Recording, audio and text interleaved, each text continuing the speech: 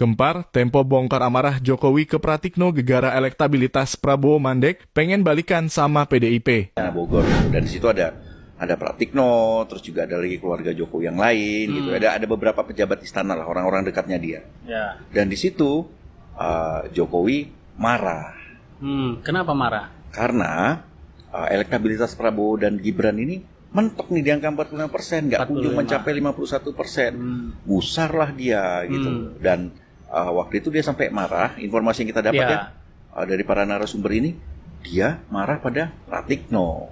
Kenapa sama Pak Pratikno? Kan dia bukan siapa-siapa, CS. Ya, kenapa marah sama Pratikno? Karena dia merasa berbagai upaya dari istana ini sendiri untuk mengangkat Prabowo Gibran dan juga mengangkat tingkat kepuasan, approval rate Jokowi itu ternyata tidak berhasil menaikkan elektabilitas Prabowo. Gitu. Ternyata efek Jokowi itu tidak sedahsyat itu, gitu kan, sehingga tidak membuat Prabowo bisa menembus lebih dari 50% elektabilitasnya.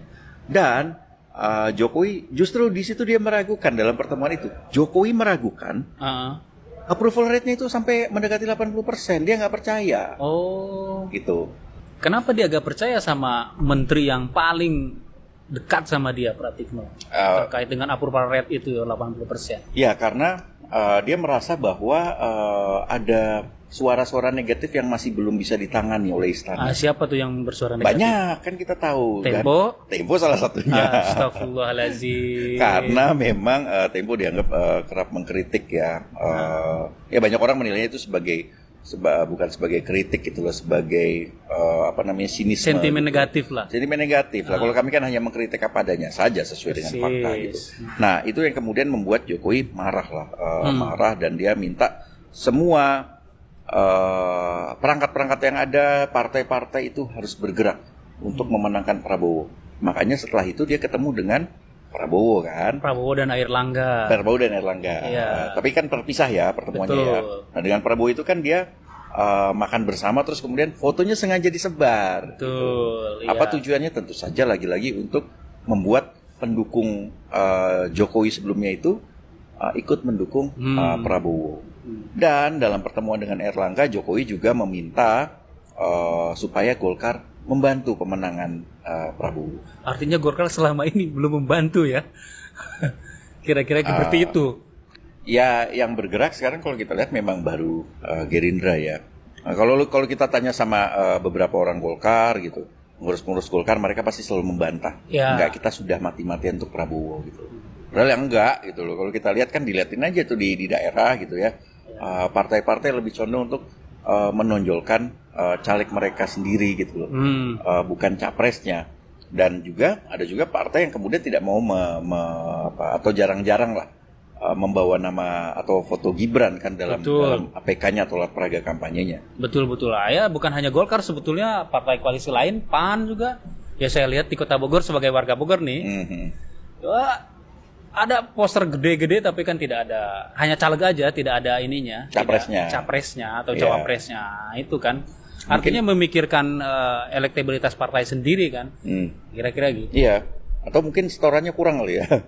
Belum dapat dana kampanye yang cukup gitu ya. Nah, balik lagi satu putaran. Apa yang akan dilakukan oleh Jokowi kalau 2 putaran nih? Oke. Yang pasti dia membutuhkan kawan kan. Pasti. Untuk maju di putaran kedua kan, supaya Prabowo Gibran ini bisa menang dari siapapun lah lawannya. Lo kan juga punya informasi soal ini, Wan.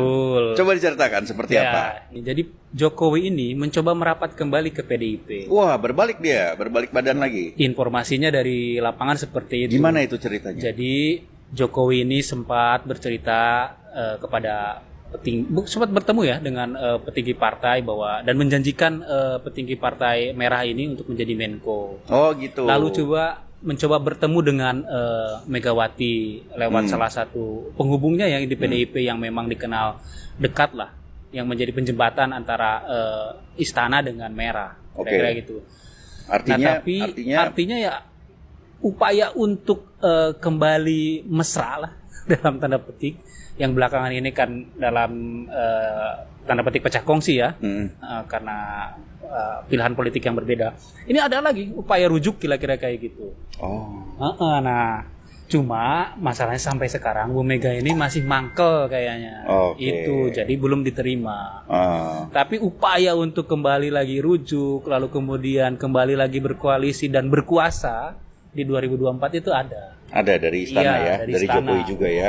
Sementara kan di kubu sebelah juga ada tuh 1 dan 3 itu juga pengen bareng-bareng kira-kira Iya. melawan 02. Ya. Kira-kira gitu. Oke, untuk posisi Menko siapa Wan yang ditawarin Wan?